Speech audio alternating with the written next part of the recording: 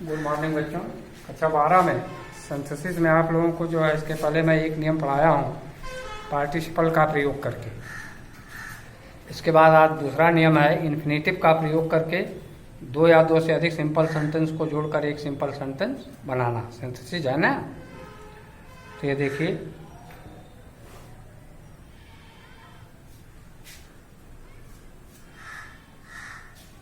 Infinitive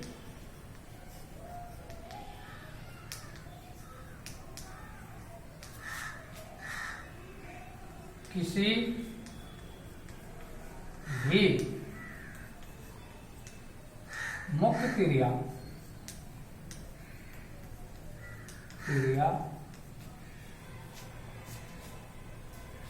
के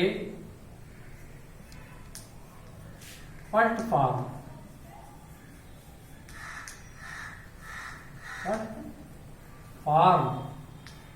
के पहले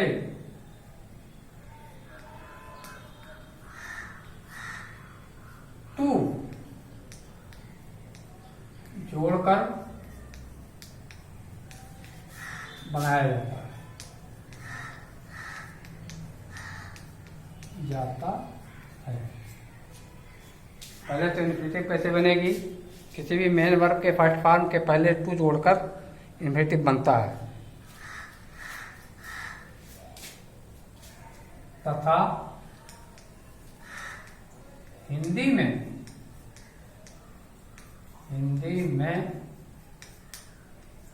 इसका अर्थ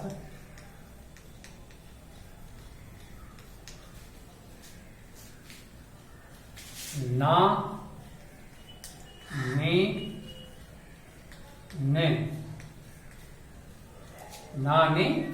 ने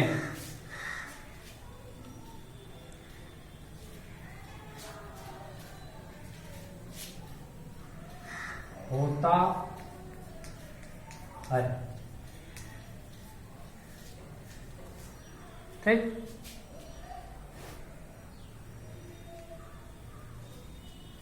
इन्फिनेटिव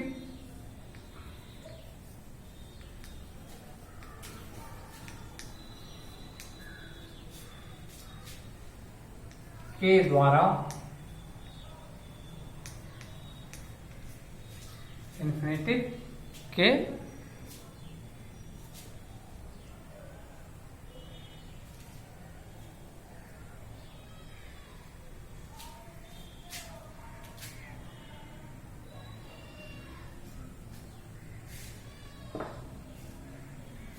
इन्फिनेटिव के प्रयोग के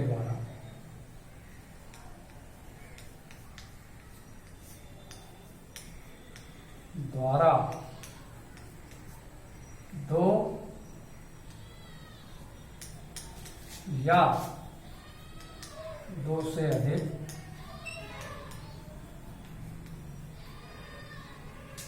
दो या दो से अधिक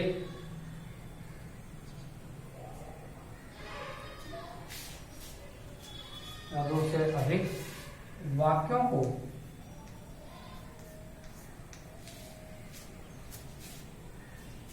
को जोड़ते समय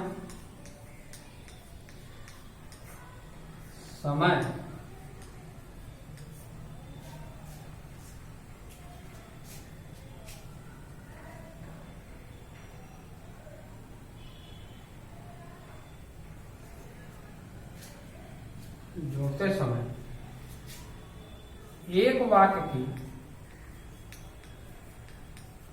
की फाइनाइट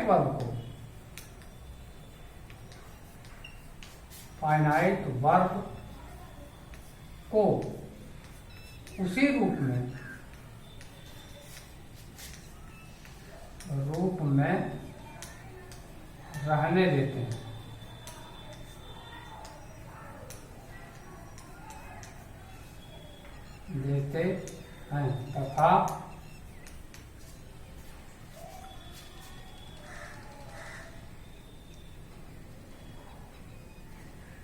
तथा दूसरे या अन्य वाक्यों वाक्यों की फाइनाइट वर्ब को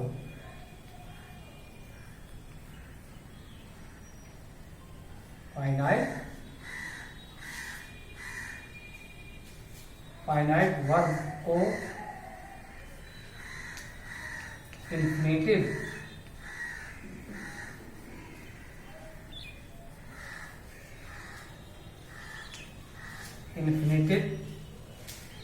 में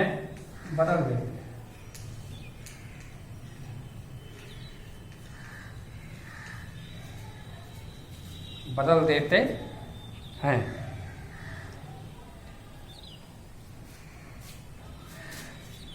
उद्देश्य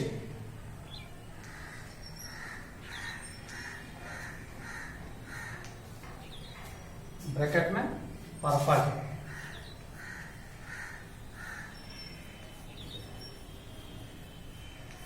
या फल ब्रैकेट में रिजल्ट,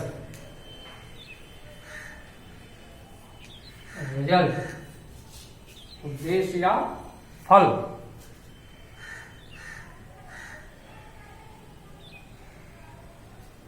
उद्देश्य या फल प्रकट करने वाली फाइनाइट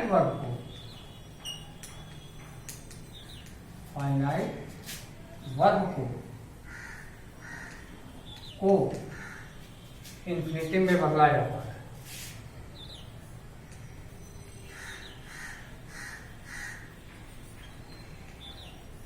इन्फिनिटिव में बदला जाता है।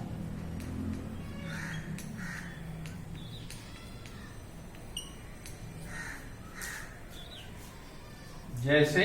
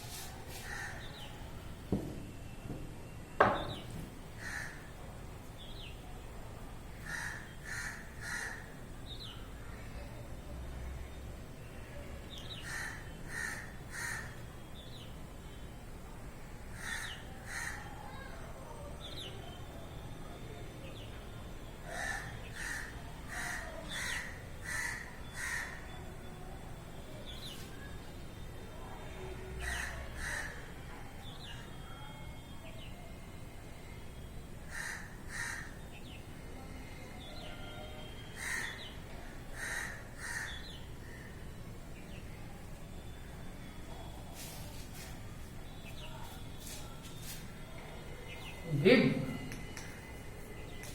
him a chair, full stop,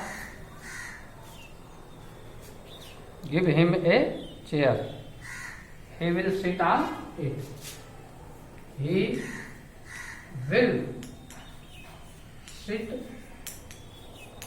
on it। और इसमें देखिए मैंने बताया है इन्फिनिटिव में जब भी उसी क्रिया को, उसी फाइनाइट वर्ब को बदलेंगे जो पर्पज या रिजल्ट को प्रकट करती है।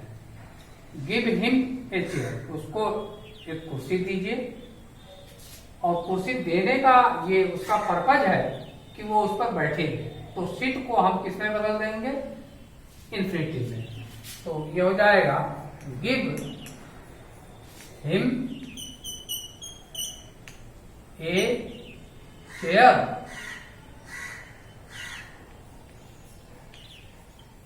Give him a chair to seat,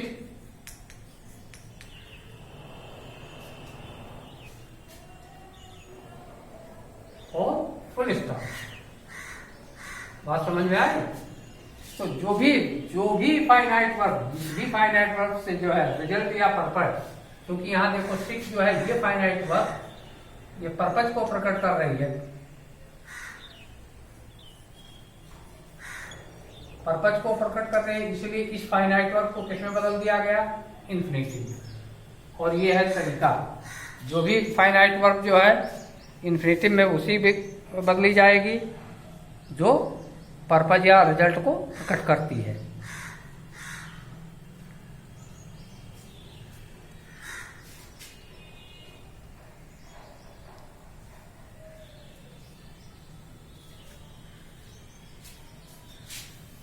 दूसरा नियम, तीसरा,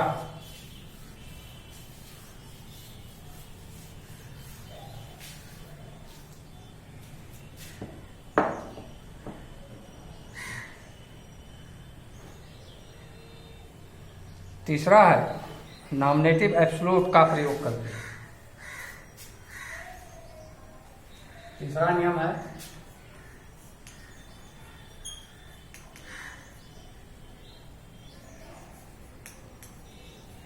नॉमिनेटिव एब्सोल्यूट, ABSOLUTE,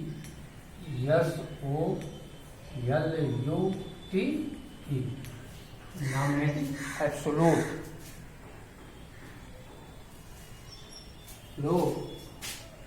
का प्रयोग करते।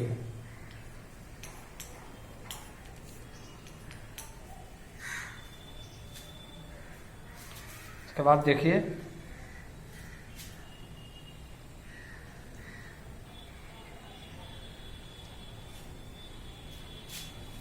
नॉमिनेटिव एब्सोल्यूट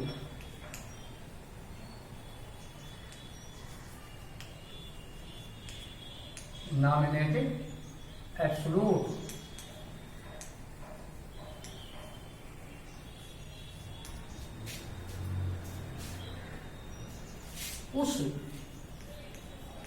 कर्ता को कहते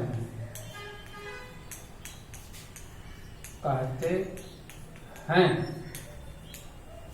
नॉमिनेटिव एब्सोल्यूट उस कर्ता को कहते हैं जो वाक्य में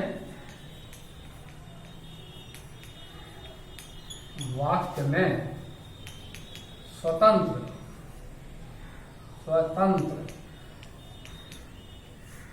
रूप से प्रयोग हुआ होता है, प्रयोग हुआ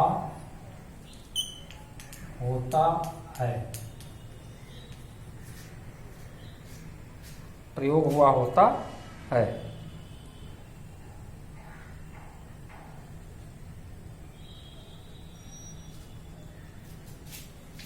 यह पार्टिसिपल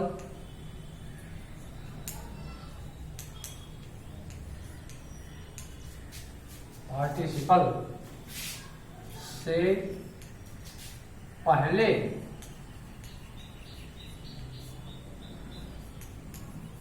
प्रयोग होता है, पार्टिसिपल से पहले प्रयोग होता है।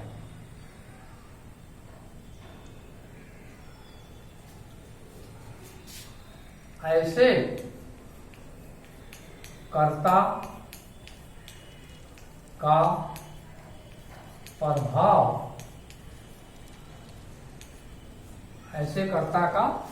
प्रभाव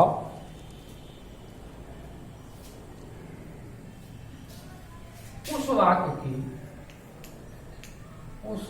वाक्य की वर्ब पर नहीं पड़ता है, नहीं पड़ता है, क्योंकि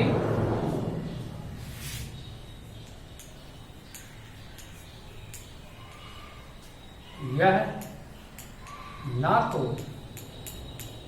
कर्ता होता है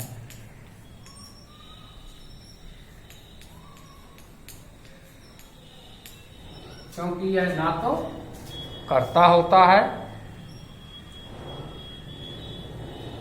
और ना ही उस वर्ब का कर्म।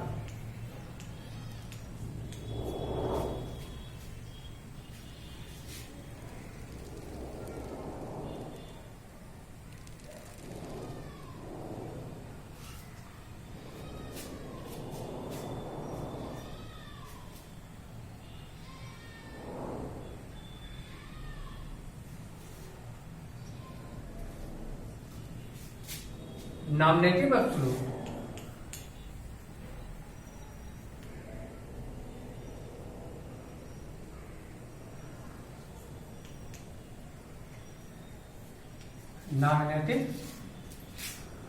एब्सोल्यूट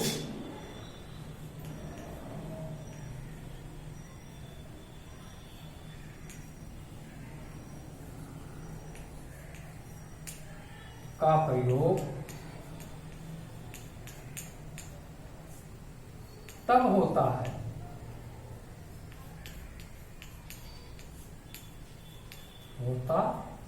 है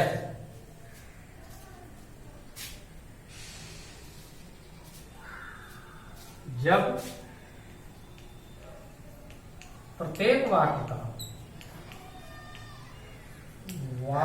का सब्जेक्ट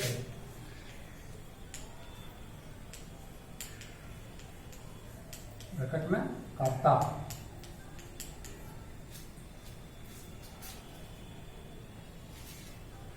एक ही ना होकर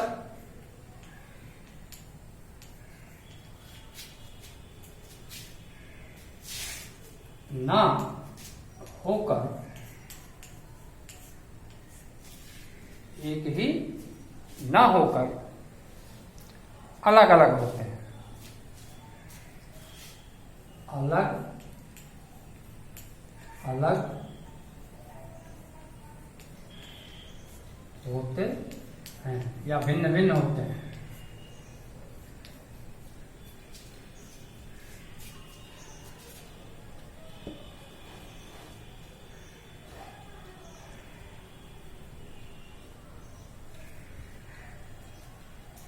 दूसरे उन वाक्यों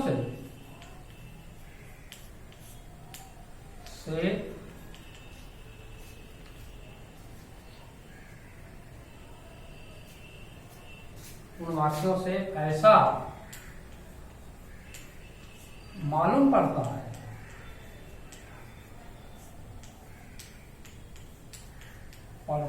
है कि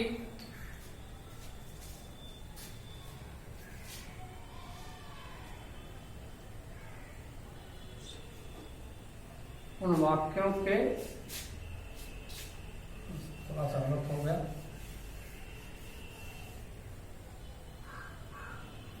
के वर्ब्स से ऐसा मालूम पड़ता है कि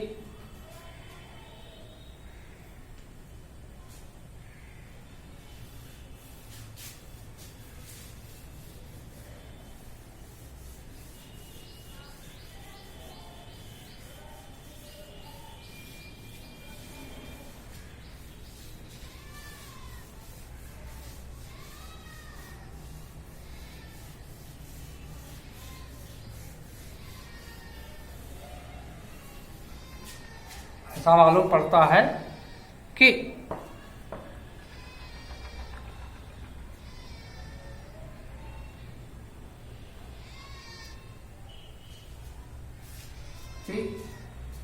जो कार्य एक दूसरे के बाद होते हैं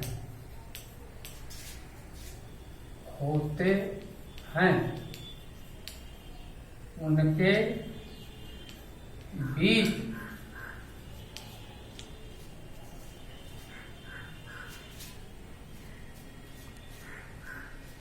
उनके बीच एक प्रकार का काजुअल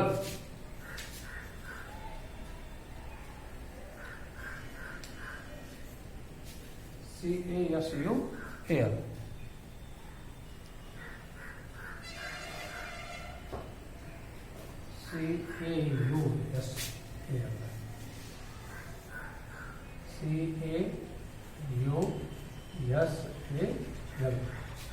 काजुअल रिलेशन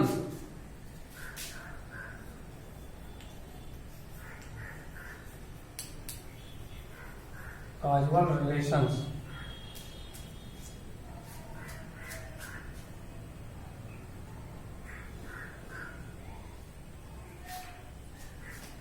हिंदी है कारण और उसके संबंध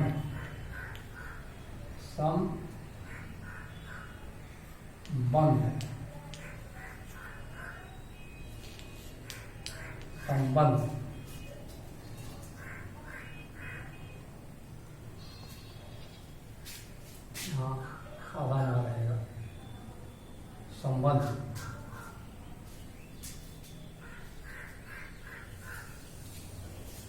जो कार्य एक दूसरे के बाद होते हैं उनके बीच एक प्रकार का काजुअल रिलेशन कारण और उसके संबंध होते हैं।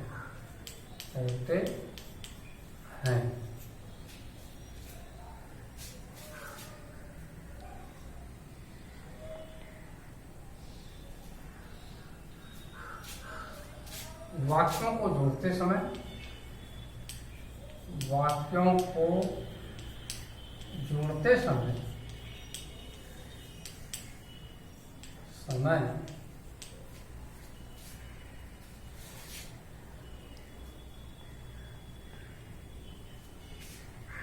जो कार्य पहले होता है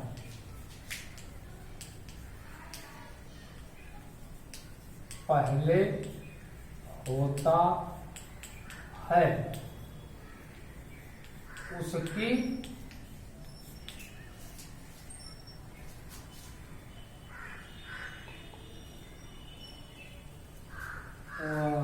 जो कार्य पहले होता है उसके सब्जेक्ट ब्रैकेट में कर्ता को पार्टिसिपल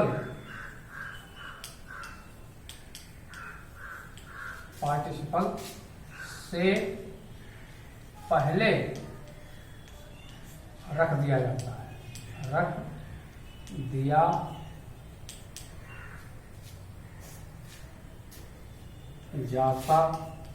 है।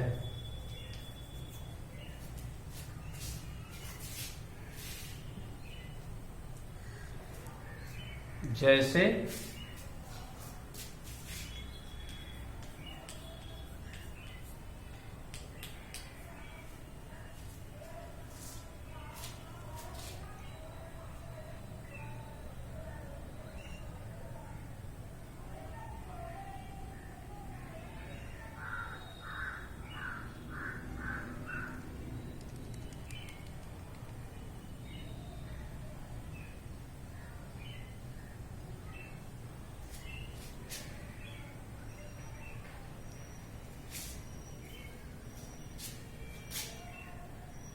The sun rose. Full stop. The sun rose. The birds began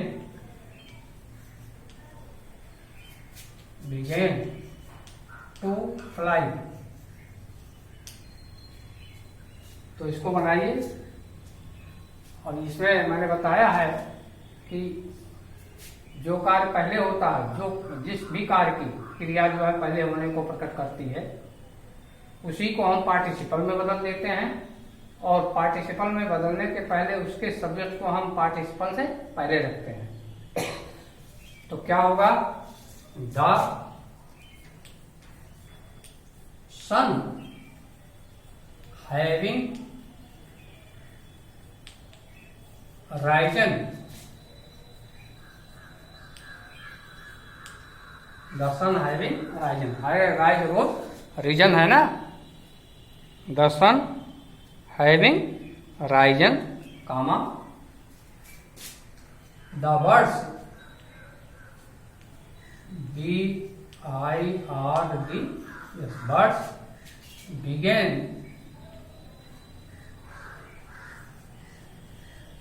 to fly, FLY। तो जो कार्य पहले हो रहा, देखो सूरज निकलने वाला कार्य पहले हुआ और चिड़िया का उड़ने वाला कार्य बाद में हुआ। तो चूंकि ये देखिए, ये रोज जो है, ये वर्ब जो फाइनाइट वर्ब कार्य को पहले होने को प्रकट कर रही है और ये जो है बाद में प्रकट हो रहा कार्य।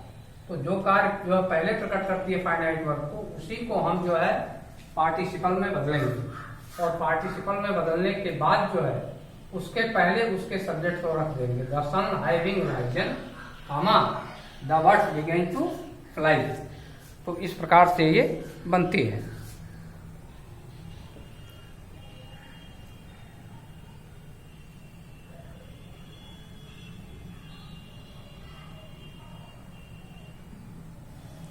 इसमें नोट लिख लीजिए थोड़ा सा।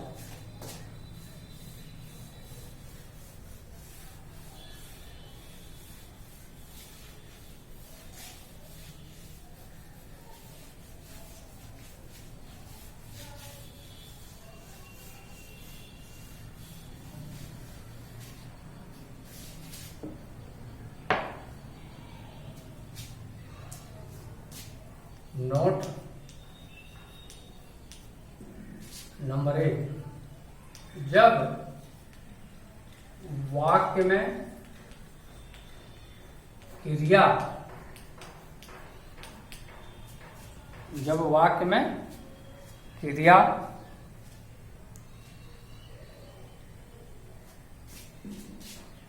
जब वाक्य में क्रियाओं इज, एम और वाज, वेयर के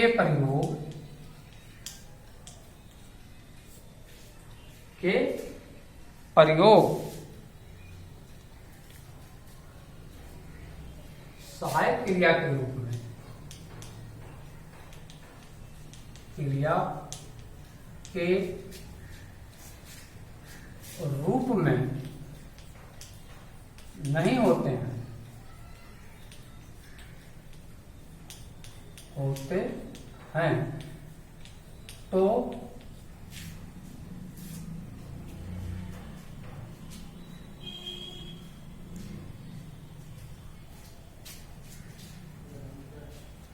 सब्जेक्ट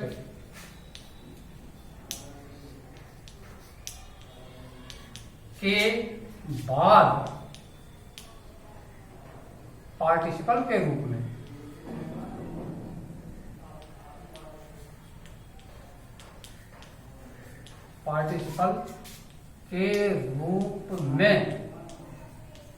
बीइंग, BEING, बीइंग का प्रयोग होता है, का प्रयोग होता है।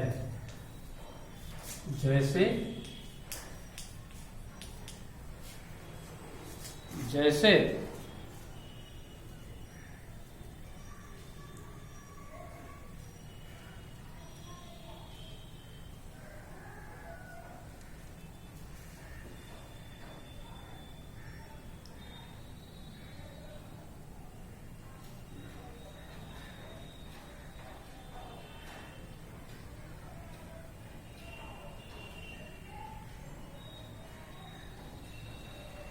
The fog was,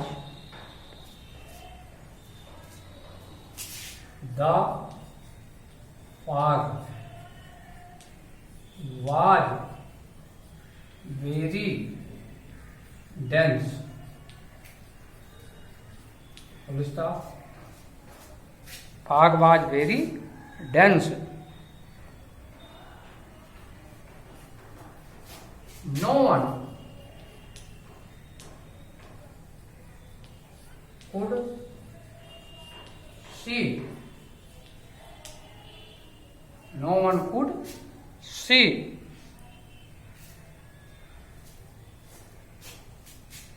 his way through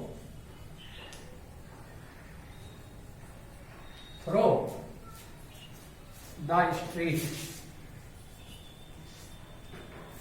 Street, S-T-R-E-E-T, street, full stop. तो क्या लिखेंगे? The fog being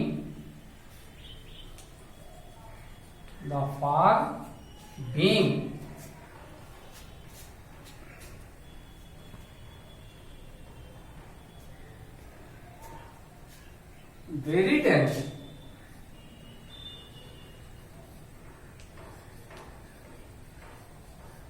comma, no one could see his way through the street. The street,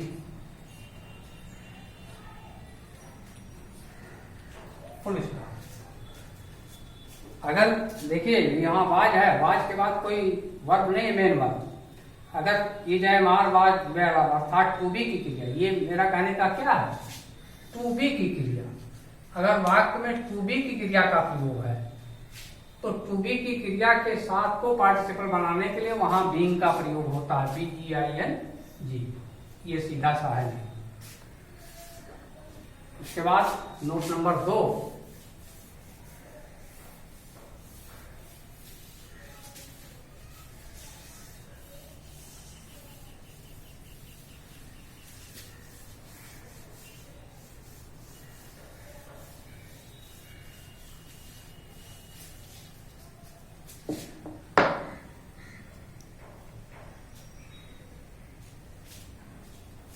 note number 2, subject के बाद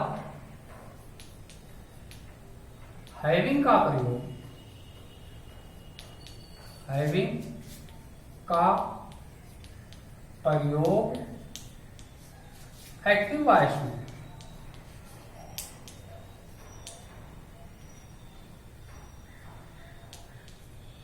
वॉइस में होता है, अभी इसका उदाहरण मैंने बताया था आप लोगों को।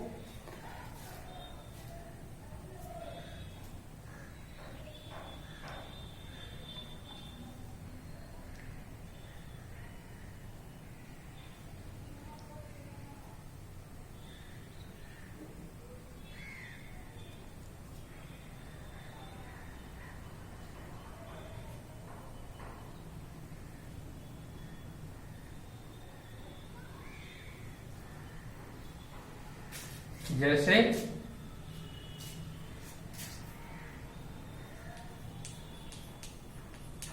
The bell rang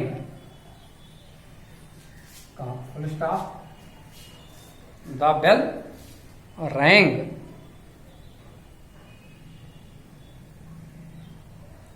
the school close,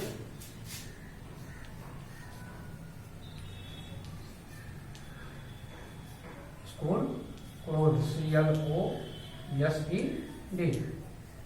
क्या होगा? The bell having wrong,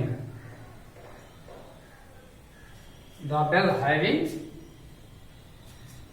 rain, ring ran rung होगा, RUNG। द बेल हैविंग रंग, कामा द स्कूल क्लोज्ड।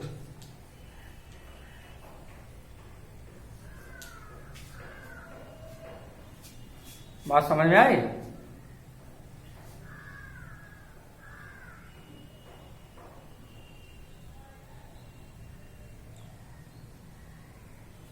और नोट नंबर 3,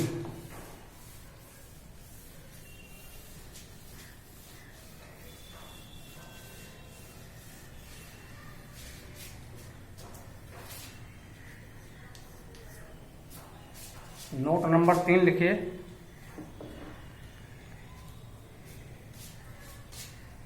सब्जेक्ट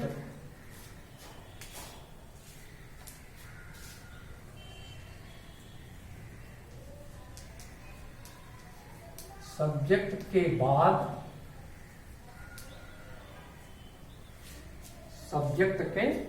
बाद हैविंग बीन का प्रयोग, हैविंग बीन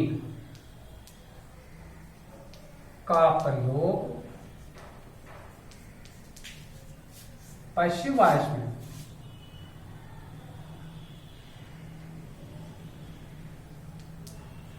पैसिव वॉइस में होता है।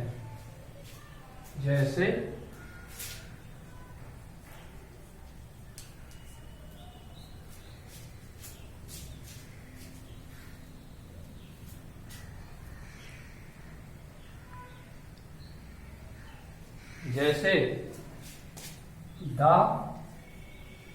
Captain, CAP TAIN, captain was killed,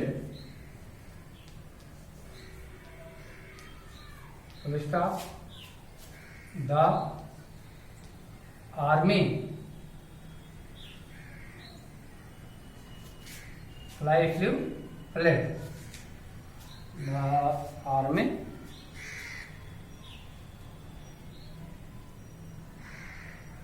flew flied, flied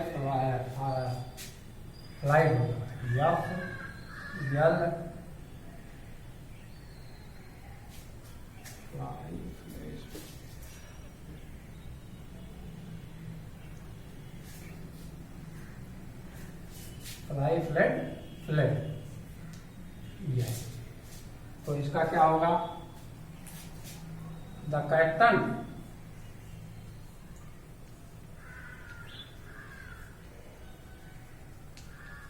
having been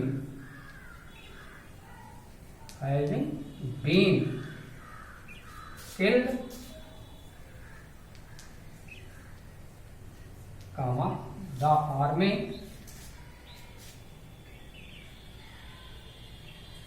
flag, या FLED, और ये फुल स्टॉप।